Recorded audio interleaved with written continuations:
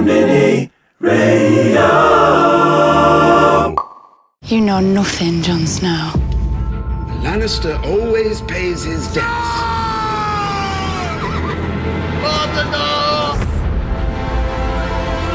When you play the Game of Thrones, you win or you die. Des amours contrariés, une bataille navale explosive, un Dracarys déchirant. C'est l'épisode 4 de la saison 8 de Game of Thrones. Bonjour cher peuple de Westeros, enfin ce qu'il en reste après la bataille de Winterfell. Je suis Marion Litté, rédactrice en chef de Binge, le site 100% série de Combini, et toujours ravie de vous retrouver pour un nouveau numéro du Débrief de Fer, notre podcast dédié à Game of Thrones.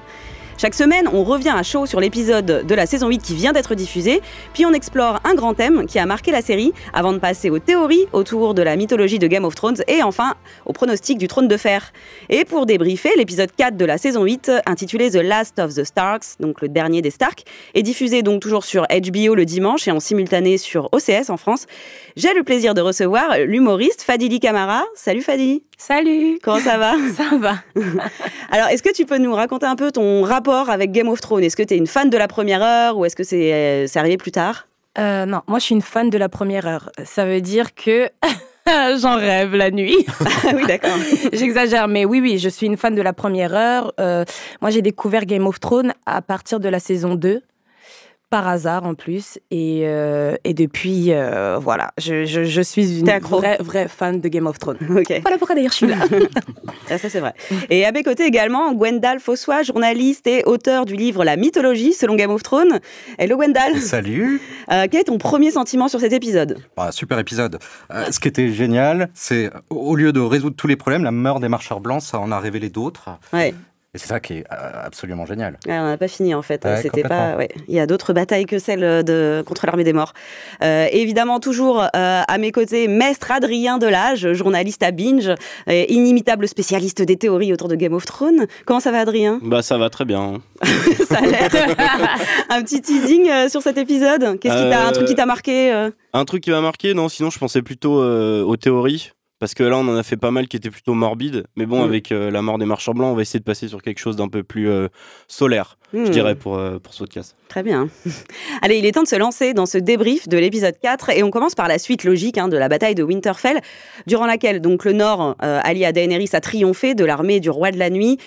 Malheureusement, tous n'y ont pas survécu, donc l'heure est aux funérailles. Et dans un discours solennel, on va écouter d'abord Jon Snow saluer et remercier les morts.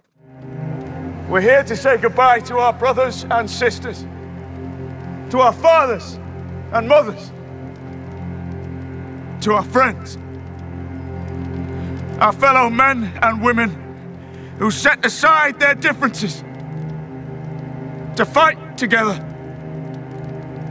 and die together so that others might live. Everyone in this world owes them a debt that can never be repaid. On assiste en fait à un rituel funéraire qui existe un peu depuis la nuit des temps, quoi. C'est la manière aussi de séparer les morts des vivants. Enfin, je veux dire, toi qui as écrit un bouquin qui fait la comparaison entre les mythes gréco-romains et la façon dont George R.R. Martin les réinvente un peu, j'imagine que les rites funéraires, c'était très important aussi déjà pour les Grecs. Les rites funéraires étaient centraux pour les Grecs. Pour les Grecs, c'était hyper important d'avoir une belle mort, de mourir au combat comme il faut. Et au moment de la mort, on mettait une obole dans la bouche du cadavre pour qu'il puisse mourir sereinement, aller sur le Styx à l'aide de Caron. Qu'est-ce que vous avez pensé de cette scène? Est-ce qu'elle était, elle vous a ému ou elle était peut-être un peu rapide? Je sais pas. Ça m'a pas tant ému que ça. Je pense que l'émotion était déjà au comble dans l'épisode d'avant. Donc du coup, je me disais juste, ok, c'est triste. Mais c'est quoi la suite? J'étais plus... je vais pas mentir, j'étais pas si émue que ça au moment où...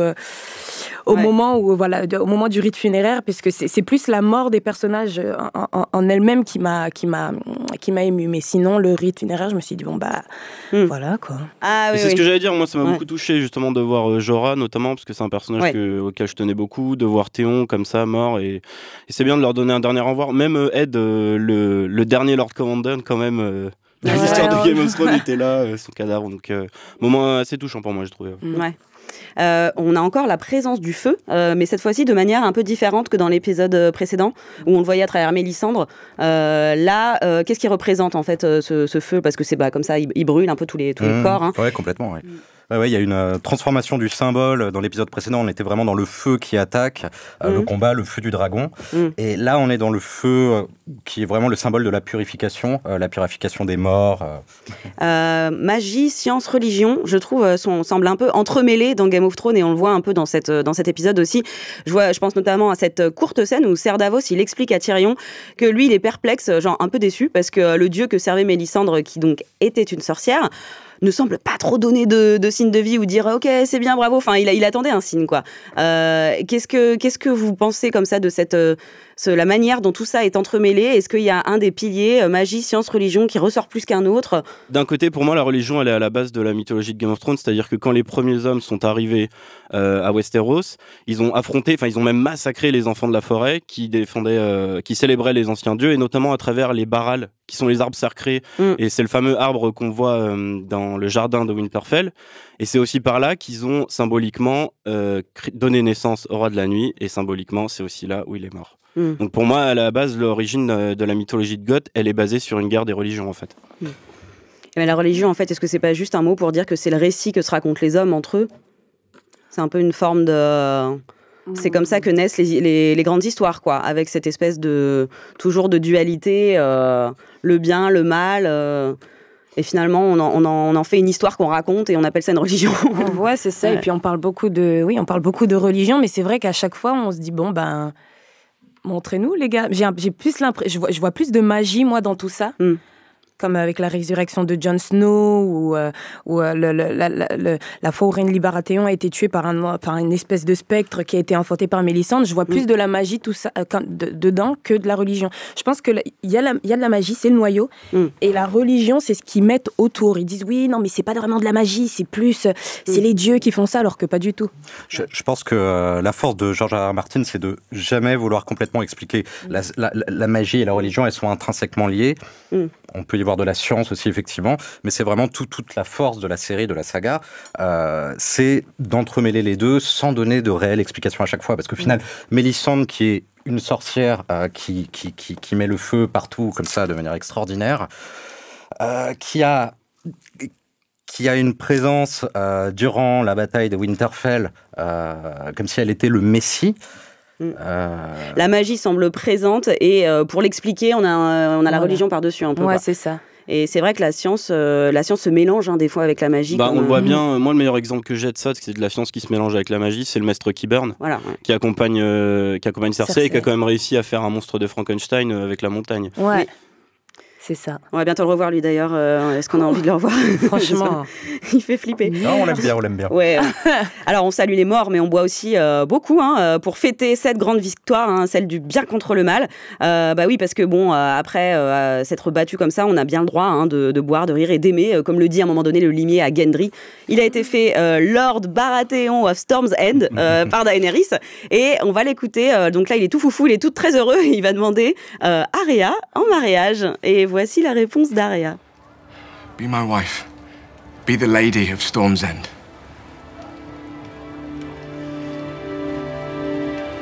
You'll be a wonderful lord. And any lady would be lucky to have you.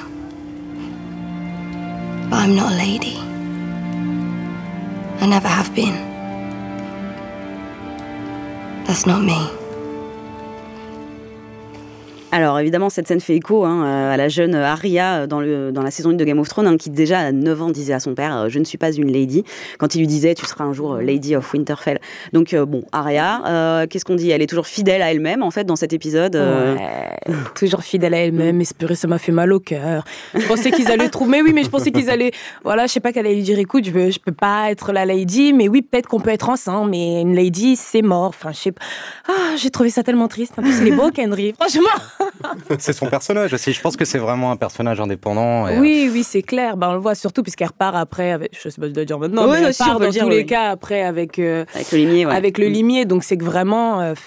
c'est ça sa vie, quoi. Mais je trouvais ça un peu... Après, je la comprends, hein. Franchement, être une lady, rester coincée dans un château, il fait froid. Quoique, là-bas, ça va. Non, mais il fait froid. Ouais. Quand même, Gendry, ça m'a fait de la peine pour lui. En plus, ça s'est vraiment retourné, genre, c'est pas possible. Et l'air se retourne et elle tire des flèches. Oh, quand même, un peu de pitié. C'est la classe. Elle aurait pu ça m'a fait mal au cœur. Ouais, c'est vrai, elle aurait pu le garder en sex friend ou quelque chose comme ça. Quoi, même ça nous irait. En tout cas, elle dit, moi, ce qui m'a un peu fait flipper, c'est qu'elle compte pas revenir. Elle a justement un petit moment où elle parle avec le limier, où le limier dit, moi, de toute façon, je reviendrai pas à Winterfell, et Arya dit, moi non plus. Donc, est-ce que elle va vers un destin qu'elle sait d'avance tragique, en fait? Ouais, sachant qu'en plus, dans Game of Thrones, aucune phrase n'est laissée au hasard. Donc... Oui. Ouais. Mais je me demande aussi si c'est pas par rapport à sa quête d'identité, parce que quand même, à force, on se demande qui est vraiment Arya Stark. Ouais. C'est-à-dire qu'elle a été Arya Stark, elle a été No One, et là, elle est encore quelque chose d'autre. D'ailleurs, ça me fait penser à Bran aussi qui dit la même chose. J'ai l'impression que les Stark sont encore quand même dans une quête d'identité. Et elle, la voir repartir sur les routes comme ça avec le limier, moi je vois une volonté justement de chercher finalement son identité, si c'est pas une lady, si c'est pas No One, qui est Arya Stark, quoi. Ouais, elle a pas mal de gens encore sur sa liste, hein. Une grande dame notamment. Oui, ouais, c'est clair. Une personne avec des yeux verts. Hein. C'est ça, Lannister. Et Gwendal, justement, est-ce que Ariel t'a fait penser à une figure mythologique particulière? Est-ce que George R. R. Martin il se serait inspiré Pour moi, elle fait vraiment référence à Antigone, qui était une jeune femme intrépide dans la mythologie grecque. C'était la fille d'Oedipe. Et elle a lutté contre le pouvoir en place pour enterrer l'un de ses frères et pour qu'il ait une belle mort. Donc voilà, c'était vraiment la jeune femme intrépide qui est réellement comparable à Arya. Ok, et elle finit pas bien, non? Non, elle finit pas bien. Pour l'instant, Arya s'en sort mieux, mais bon. Aïe. Bon, alors l'heure est aussi aux amours contrariés. Gendry se prend donc ce râteau par Arya. On a un petit triangle amoureux, Tormund, Brienne, Jaime, qui est vite évacué quand même. C'était tellement drôle. On a Brienne et Jaime donc, qui finissent par coucher ensemble, mais à l'annonce de la fin probable de Cersei, Jaime il reprend le chemin vers Port-Réal et il laisse une Brienne en pleurs. Je sais pas, moi j'étais un peu déçue par finalement la manière dont cette relation tout d'un coup qui est super forte et intense pendant plusieurs saisons, elle est un peu évacuée. J'ai l'impression que c'est con, mais le sexe il ruine tout là dans leur truc, non? Très forcé, moi j'ai trouvé ça. Hein. Ouais. J'étais particulièrement gêné par la scène où Jaime est bourré et il arrive dans la chambre de Brienne et puis là il commence à enlever leurs vêtements comme ça et puis ça arrive un peu de nulle part et j'étais là en mode mais qu'est-ce que je regarde? Qu'est-ce qui se passe? Ouais, exactement. En même temps, ça fait un paquet de saisons qu'on attendait ça, donc je pense Oui, mais on n'était jamais sûr des sentiments de Jaime, il est quand même fou amoureux de Cersei, donc je sais pas, ça m'a laissé un peu dubitatif quoi et ouais, j'ai trouvé la scène un peu forcée. C'était un peu... C'était un peu gênant. Moi, ce que tu veux dire, j'étais un peu... Moi, je me souviens que j'ai mis pause, j'ai dit attendez. Je sais pas si... pareil, je sais pas si... Attendez. Ouais. C'est bizarre. Est-ce que je veux voir ça finalement? Je sais pas. Ouais, et puis bon, après, c'est autre chose, mais... Elle peut le soulever, quoi, vraiment.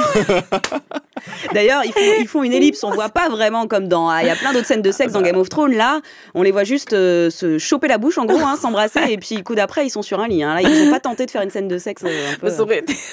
je sais pas. Ici, il y avait des choses à imaginer. Mais après, moi, en plus, je te jure, moi, je la trouve vraiment... Je la trouve jolie. Brienne, je trouve, elle a vraiment un truc... Je sais pas, je sais pas, c'était bizarre comme scène. Moi, je trouvais ça plutôt mignon, en fait. On pourrait considérer que c'est juste un coup d'un soir. Oui. On peut aussi voir que le mec, il a bu pour se donner du courage, il est enfin allé voir celle qu'il aime, et puis bam, quoi. Ouais, mais justement, il se barre après comme le coup d'un soir, quoi. Enfin, ouais, mais le truc, c'est Steve, il se barre, quoi. Non, mais il y a une reine à tuer. On n'est pas sûr qu'il retourne auprès de Cersei, au final.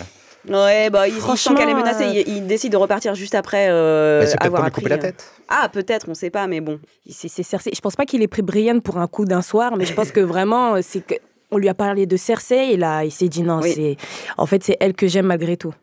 Ou alors, oui, il est dans une relation de toute façon toxique et aliénante et Cersei, ça réagit comme un PTSD dans sa tête, quoi. Cersei, faut que j'aille. Il a été tellement. Je sais pas. Moi, je suis toujours convaincu qu'après avoir été le Kingslayer, il sera le Queenslayer. Donc, il va tuer son amante. Ouais, moi, je pense qu'il va. Moi, je pense aussi qu'il va tuer. Je pense que c'est lui qui va tuer Cersei. Eh ben, on va parler d'un autre couple qui a fini par coucher ensemble. Mais est-ce qu'il aurait dû? That is the question. C'est Jon et Daenerys. Alors, justement, le couple n'est pas vraiment au beau fixe. On est sur un truc un peu maudit quand même, parce qu'on voit bien que Jon, maintenant, il sait que c'est sa tante qu'il est en train d'embrasser à pleine bouche et ça lui plaît moyen. Gwendal, est-ce que ce couple maudit, là, avec inceste à la clé, ça vient pas aussi un peu de la mythologie grecque Bah complètement, on parlait d'Antigone, la fille d'Oedipe, et Oedipe, justement, c'est quand même... notre ami Oedipe. notre fameux ami Oedipe. C'est quand même le mec qui a tué son père et couché avec sa mère. Bon, sans le savoir. Complexe. Le pauvre. Ouais, mais en vrai, Jon, c'est un peu pareil. En fait, il le savait pas, quoi, quand il a couché avec Daenerys. Il le savait pas. Donc, ça va mal finir entre eux, de toute façon. Non, moi, je pense. C'est sûr. Il a l'air plutôt gêné, non, maintenant, d'avoir pris conscience que c'était sa tante, non ? J'ai ce que j'ai senti, moi, dans la scène où ils s'embrassent et d'un coup, ils s'arrêtent. Et... Bien sûr, parce que, bon, les Targaryens, on sait qu'à un moment donné, ils se disent « Oh, bon, allez, c'est rien, vite fait !» Personne verra rien, mais chez les Stark, ça c'est, à moins que je me trompe et que cela m'étonnerait, ça ne se fait pas du tout. Ils ont vraiment une conscience à ce niveau-là. Oui, il y a deux morales différentes en fait. Oui. C'est ça. Lui, il est pas du tout dans ça. Il est quand même partagé avec le fait que elle est fraîche, je l'aime, mais en même temps, il se dit c'est quand même bizarre quand même. Ouais. C'est quand même bizarre. C'est quand même bizarre. Parce qu'on y a tous pensé, mais c'est quand même bizarre. C'est sa tante, quoi. C'est pas comme si c'est... Franchement, vous allez dire, elle est bizarre. Si c'était une de ses cousines éloignées ou autre, j'aurais dit, bon, on peut trouver des arrangements. Mais là, c'est sa tante, quoi. Alors, pas le temps de trop pavoiser, Daenerys veut repartir au front. Elle prépare sa flotte, ses dragons, direction Port-Réal. Et elle est surprise par la flotte de Euron Greyjoy. Alors lui, c'est un sacré salaud, mais comme Cersei, il est très tactique et il frappe là où ça fait mal. Et donc, sniff, rip, Rhaegal, le deuxième dragon de Daenerys, meurt d'une manière mais tellement rapide. J'étais choquée, je sais pas vous. Choquée. Complètement, ouais. Moi, je suis vraiment restée, mais bouche bée. J'ai même pas mis pause. Là, j'ai dit, bon, tu sais quoi, on enchaîne parce que ça va m'énerver. Là, c'était tellement rapide.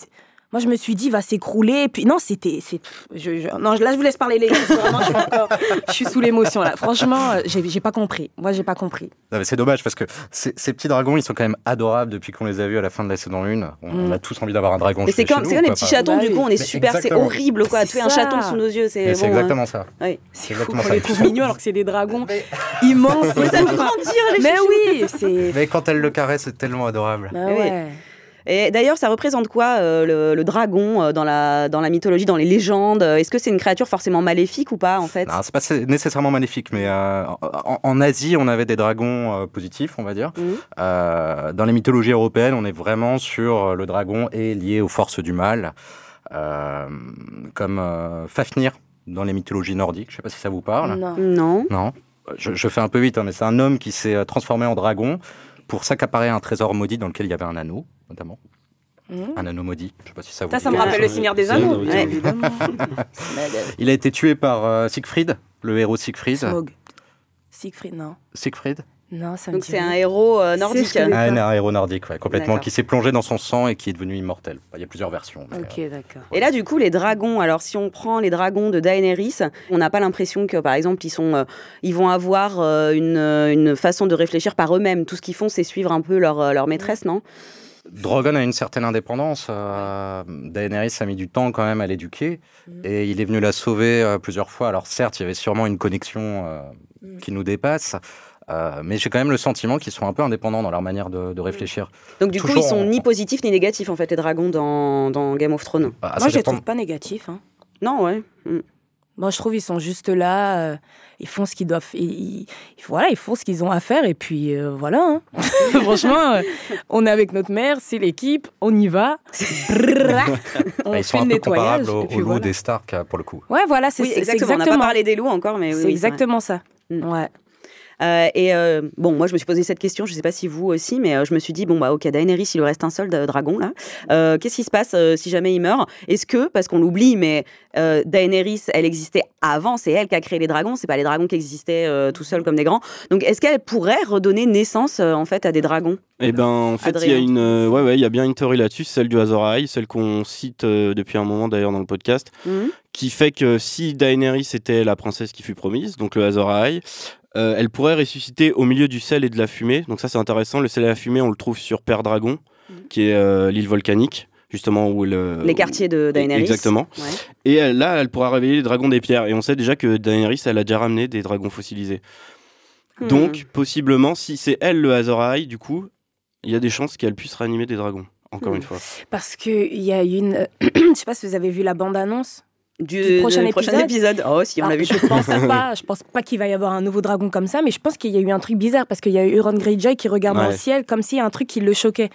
Et c'est bizarre, il a pas eu peur face à 2 dragons, il en a tué un, il a l'air sûr de lui et d'un coup il fait ce regard qui mélange inquiétude et... What is happening? Est-ce que c'est pas Jon qui va intervenir justement? Est-ce qu'il y a un personnage? C'est pas qui, pardon? Jon qui va intervenir justement. Qui va intervenir à bord de... Qui va faire naître des dragons pour X raison. Ou alors ce serait lui le Azor Ahai. De toute façon, c'est sûrement un des 2. D'ailleurs, au passage, je tiens à faire un big up à Pilou, l'acteur qui joue Euron Greyjoy. Parce que alors, Pilou Asbach, oui, c'est vrai, je me souvenais que du prénom. Il a un prénom rigolo, mais alors le mec, il fait vraiment des tronches de salaud magnifiques, quoi. Il te regarde, genre. Non, il est génial. Je trouve que c'est un méchant super. On a envie de le buter. Il va mourir dans notre souffrance, c'est sûr. C'est sûr, et à bord de son bateau, je pense aussi. Bon, attendant, on va revenir à Jon qui fait ses adieux à ses amis du Nord, Tormund, Sam. Alors, Mestre Adrien, je sais que tu as perdu pas mal de théories dans ta besace la semaine dernière avec la fin de la guerre contre le Roi de la Nuit, mais terrible. À mon avis, tu en as quand même d'autres. Donc, qu'est-ce que tu as dans ta besace cette semaine ?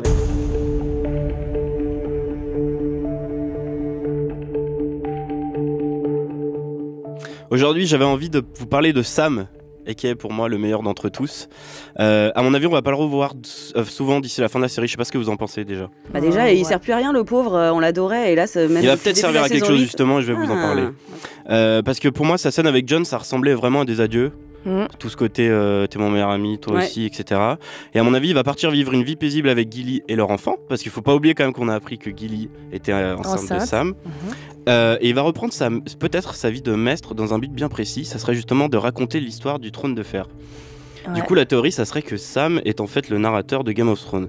Alors, depuis quelques saisons, on est plusieurs à le penser. Pourquoi ? Déjà parce que George R.R. Martin, il s'inspire beaucoup de Tolkien.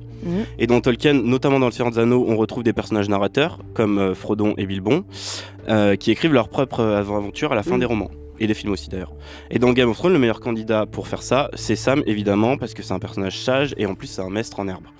On sait d'ailleurs qu'il est passé par la Citadelle, c'était dans les saisons 6 et 7, où il a fait la découverte de la bibliothèque, et qui surplombait la bibliothèque, il y avait le gyroscope. Est-ce que vous voyez ce que c'est le gyroscope ? Oui, c'est beau. Oui, je vois. C'est très beau. C'est cette espèce de chandelier avec des miroirs qui réfléchissent la lumière du soleil. Et c'est aussi ce gyroscope qu'on retrouve dans le générique. Du coup, comment on peut interpréter cette connexion ? Et ben moi, je vous propose que mon interprétation, ce sont des objets qui représentent le savoir et qui donnent un sentiment de décryptage des rouages du trône de fer, ce qu'on peut voir un peu dans le générique quand on passe de ville en ville. Et pour moi, à mon avis, on peut y voir le signe que Sam, il va retourner à la Citadelle, il va se mettre avec son petit stylo sous le gyroscope et il va nous raconter l'histoire de Jon et des 7 couronnes. Et j'ai un dernier argument qui date de la saison 7, c'est une scène de dialogue entre Sam et son archimestre Ebrose, qui était son mentor dans la saison 7. Donc tous les deux rangent des livres, ils commencent à parler d'écriture d'histoire justement, et l'archimestre conseille notamment à Sam de, si lui commence à écrire, il ferait mieux de se trouver un style. Parce que lui, actuellement, il est en train d'écrire un livre hyper complexe qui s'appelle, je cite, « The Chronicles of the War Following the Death of King Robert I ». Et donc Sam, là, le regarde interloqué, il lui dit « Mais attends, mais ton titre, il est beaucoup trop long ». Et l'archimestre lui demande « Ah bon, mais alors comment tu titrais ça ?»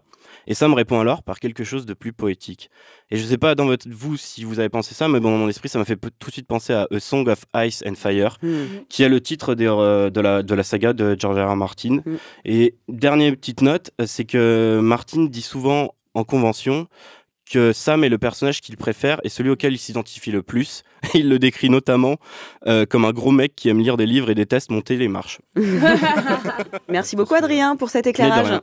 Alors on revient une minute juste sur notre ami Jon Snow. Comme tu disais, il dit au revoir à Sam, mais aussi en fait à son loup fantôme. Il laisse partir aussi ses potes du Nord. Et alors il a perdu le dragon qui lui était destiné. Je rajoute aussi Sansa qui dit à un moment donné, je ne sais plus à qui, mais elle dit les hommes dans ma famille ne se plaisent pas trop dans le Sud. Donc à Tyrion, elle dit ça à Tyrion. Et bon, c'est une petite, on se souvient de comment a fini Ned. Donc bref, ça commence pas à sentir un peu le roussi pour Jon. Moi je sais pas, je me dis que il va pas faire long feu Pépère en fait là. Ouais, moi j'ai niveau des morts, je sais, j'ai plein de théories, mais je pense malheureusement que Jon va soit mourir, soit il va devoir faire quelque chose qu'on n'a pas envie de voir, mais peut-être qu'il va se charger de Daenerys à un moment donné. Après je pense, je pourrais te donner 10 000 théories, mais c'est que Daenerys, moi, je pense qu'elle devient un peu folle, ce que je comprends avec tout ce qui se passe. Oui. Et du coup, à un moment donné, Jon il va avoir un réveil de conscience et il va se dire, non, quand même, c'est peut-être un peu trop, je vais devoir la tuer parce qu'elle va peut-être commettre l'irréparable, parce qu'ils n'ont pas du tout la même façon de gouverner. Ou sinon, Jon va mourir, tout comme les dragons sont morts, tout comme Rhaegal est mort en suivant Daenerys. Voilà, je pense que c'est ça. L'amour, parce qu'on parle beaucoup dans les épisodes, surtout ses sœurs, et même les autres, ils lui disent toujours ouais, mais c'est parce que t'es amoureux, tu fais ça parce que t'es amoureux. Et je pense que lui, quand il est amoureux, il est très fort, Jon Snow, dans tout ce que tu veux. Mais par contre, au niveau de l'amour, il fait pas forcément les meilleurs choix. Voilà. Alors cet épisode, il m'a aussi bien plu parce qu'il laisse la part belle, on n'a pas encore parlé trop d'eux, mais à Tyrion et Varys, les 2 conseillers de Daenerys, ils ont 2 scènes assez longues dans l'épisode. Ils sont désormais au courant des origines de Jon et donc ils pèsent le pour et le contre, comme on va l'entendre dans ce son. You know them both. Tell me, who do you think would make a better ruler? He doesn't want the throne. That's why he bent the knee. Have you considered the best ruler might be someone who doesn't want to rule? He's temperate and measured. He's a man, which makes him more appealing to the lords of Westeros, whose support we are going to need. Joffrey was a man. I don't think a cock is a true qualification, as I'm sure you'd agree. And he's the heir to the throne. Yes, because he's a man, cocks are important, I'm afraid. Alors voilà, on voit donc que Daenerys, elle a beau avoir démontré qu'elle était une bonne reine, elle a beau posséder un pouvoir incroyable, elle a régné vraiment, elle a été confrontée à l'exercice du pouvoir, chose à laquelle finalement Jon Snow n'a jamais vraiment été très confronté, parce que dès qu'il est nommé roi ou je sais pas de quelque chose, il part en expédition pour sauver le monde très loin, donc il n'exerce pas vraiment encore son pouvoir, on ne sait pas à quoi ressemblerait un roi comme Jon, et du coup finalement le seul défaut de Daenerys en vérité c'est qu'elle est une femme. C'est un peu frustrant je trouve, non? C'est frustrant, j'avoue, mais le défaut aussi de Daenerys, c'est que ce n'est pas la reine légitime, même si ça me tord de le dire. C'est vrai, même si, je vous jure, ça me tord de le dire, parce que pour vous dire, moi, sur sur PlayStation Network, etc., sur tous les jeux, mon nom, c'est Fadenerys. Maintenant, tu vas dire Daenerys. Donc, vous dire que vraiment, j'aime cette femme. Mais, malheureusement, c'est pas la reine légitime. Et si vraiment, elle... En fait, ce qui est dommage, c'est qu'au fur et à mesure du temps, on se rend compte qu'elle est vraiment elle est vraiment assoiffée. Elle veut vraiment le trône. C'est vraiment devenu son obsession. Alors qu'avant, elle voulait être sur le trône, mais elle pensait un peu plus au peuple, etc. Alors que là, elle se dit juste, je m'en fous, mais tu vas tuer des gens, je m'en fous. Je veux le trône, je veux le trône, je veux le trône. Voilà, elle est plus dans un truc très familial. Oui, alors peut-être effectivement, elle ressemble plus en ce moment à Alexandre le Grand que vraiment à une briseuse de chaînes, comme on a pu la voir évoluer à Essos, quoi. Mais c'est vrai qu'on parle beaucoup du fait que c'est une femme, voilà. Et oui, mais non, parce que c'est vrai que la lignée, on dit que c'est l'héritière, par exemple, elle est moins légitime que Jon, mais c'est parce qu'en fait, la succession et l'héritage dans Game of Thrones, c'est fait de façon, on appelle ça patrilinéaire, je crois. C'est-à-dire que ça se succède d'homme à homme. C'est donc parce qu'il y a un pénis au milieu que Daenerys n'est pas légitime. Ouais. Enfin bon. Alors, qu'est-ce qui fait un bon monarque si on écoute Varys et Tyrion? Alors déjà, vraiment de retrouver ce genre de scène dans Game of Thrones, moi j'ai adoré. C'est-à-dire que ça nous ramène à la bonne époque de... Parce qu'il faut quand même pas oublier que Varys avant on l'appelait The Spider, l'araignée qui complotait contre, avec, ou Littlefinger, ça m'a rappelé tout ce genre de scène et ça faisait vraiment plaisir de retrouver ça. C'est vrai. Et pour en venir à la question, je pense qu'il faut un peu de tout. Et d'ailleurs, je crois que c'est Tyrion qui le dit à un moment dans l'épisode. C'est-à-dire qu'il faut à la fois être juste, ferme, et il faut aussi quand même insuffler un peu de peur. Oui. Et par exemple, ça, Jon, je sais pas s'il en serait capable. Insuffler de la peur au peuple. Puis l'autorité, Jon, il s'est quand même fait... il a subi une mutinerie quand même. C'est-à-dire que ses frères se sont retournés contre lui. Et puis il manque un peu d'autorité. Sa sœur, même devant tout le monde, elle lui dit non, écoute, c'est pas ça, non. C'est vrai que ça, c'est un peu compliqué. L'épisode se termine par une scène très forte, malgré les supplications de Tyrion qui en appelle à la mère qui réside en Cersei. Enfin, d'ailleurs, j'ai trouvé ça un peu chelou, mais bref. Cersei décide d'exécuter Missandei, qui est la conseillère et un peu la BFF de Daenerys. On écoute ses derniers mots tout en retenant nos larmes. If you have any last words, now is the time.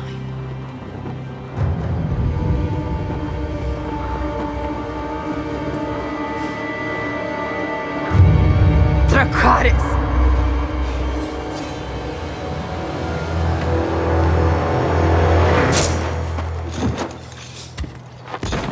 Et oui, scène terrible évidemment, donc on entend la Missandei qui meurt, la tête coupée.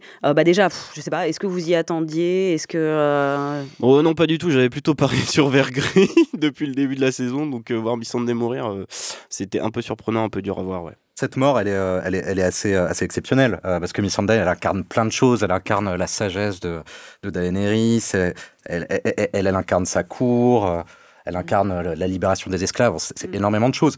Et sans Missandei, Daenerys, elle est seule, de plus en plus seule. Ah oui, là, oui, elle a plus de conseillers, il n'y a plus que Tyrion qui reste, même Varys a retourné sa veste, a priori. Et Tyrion, elle l'écoute pas forcément, déjà, dans tous les cas. Elle l'écoute même plus, le pauvre. Des fois, elle lui dit « Oh, t'es mignon, allez, tu me fatigues ». Ça, et puis oui, c'est intéressant ce que t'as dit. C'est vrai qu'elle représente la sagesse de Daenerys. Et clairement, on voit le twist en plus. Et la mesure. Hein. Elle lui, ouais. Le moment où elle lui coupe la tête, la réaction de Vergris, déjà, moi, elle m'a fait trop mal au cœur. Parce qu'à la base, il est pas censé avoir d'émotion. Et là, on voit qu'il en a de plus en plus. Mais en plus, au moment où on lui coupe la tête, donc on va dire sa sagesse, tu vois clairement le regard de Daenerys, tu te dis là c'est mort. Là, elle a le fuego dans les yeux, elle a envie de tuer tout le monde. On sent qu'elle est... c'est bon, elle est partie. D'où le dernier mot, de Missandei, Dracarys, qui est donc Feu Dragon, et on y va, on allume tout, quoi. Bah oui, clairement, la stratégie de Cersei, c'est de rendre Daenerys folle de rage, pour qu'elle fasse une erreur et qu'elle devienne un peu la Mad Queen, tant redoutée.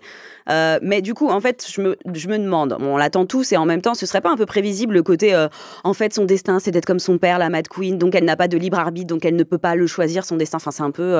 Ça serait prévisible, mais après Game of Thrones, c'est vrai, je suis assez d'accord, mais Game of Thrones nous a appris quand même que l'histoire se répétait beaucoup. Hein. On l'a vu plusieurs fois avec le retour des marcheurs blancs, etc. Donc je serais pas étonné qu'elle devienne la Mad Queen et qu'elle se mette à hurler Burn them all. Et ça serait pas forcément la fois que je préfère, mais... C'est clair. C'est vrai que tout se répète à chaque fois. Hein. Et Jon, en fait, je reviens sur ma théorie tout à l'heure, je pense que Jon, il va peut-être finir comme son père adoptif, Ned Stark. Ouais. Peut-être pas décapité, mais Daenerys, elle devient comme son père, elle devient fou, donc elle peut lâcher un burn them all. Mais à côté, Ned Stark, il était très fidèle, il était beaucoup trop honnête, ce qu'est Jon Snow, et il s'est fait tuer pour ça. Donc il se peut que... c'est fini, quoi. En tout cas, on va finir sur la dernière question, la seule qui importe. Qui va finir sur le trône de fer, selon vous?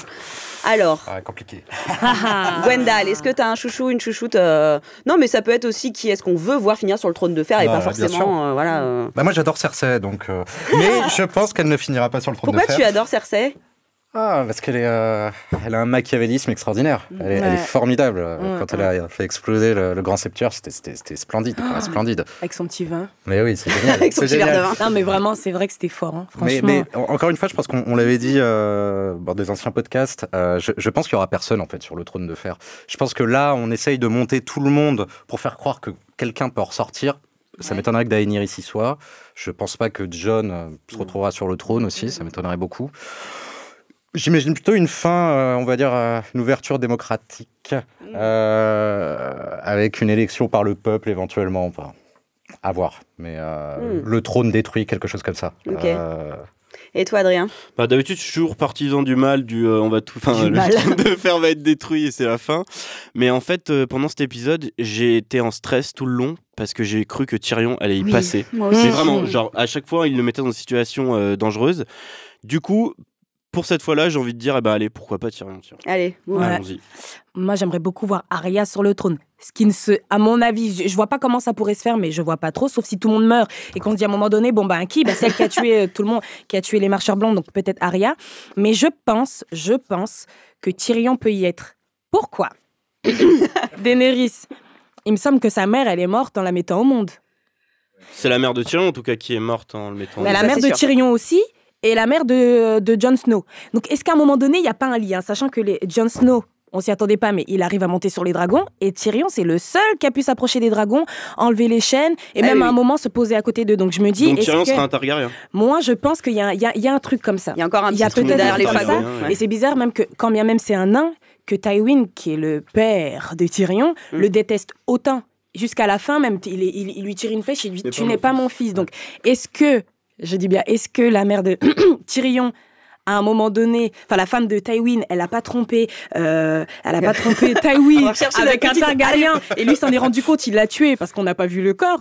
Et je sais pas, moi j'ai une espèce de théorie comme ça, bizarre. Donc je pense que Tyrion peut prendre. C'est vrai que c'était lié à l'idée que vu qu'il y avait 3 dragons, bah il restait encore 3 Targaryens, mais là bon, vu que je sais pas, je me trompe peut-être, mais c'est ma petite théorie, elle me plaît pas mal. Ouais, moi je vote un peu pour Tyrion aussi sur le trône, ou Sansa qui est un peu chiante à faire toujours ça. Non, mais il y a des moments où on l'adore et il y a des moments où ça fait trop de fois qu'elle envoie chier Tyrion et Jon, et du coup, bon, mais je pense que quand même, j'ai vraiment hâte de voir une nouvelle scène entre Sansa et Cersei quand même.